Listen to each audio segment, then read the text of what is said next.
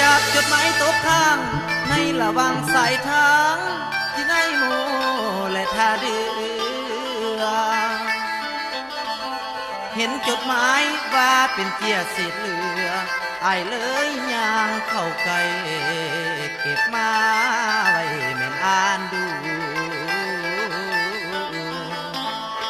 ในจดหมายเขียนไปถึงยอดสู้ผู้เล่าซื้อบัวลอย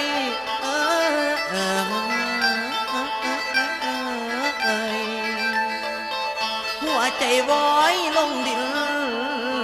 จนว่าวิน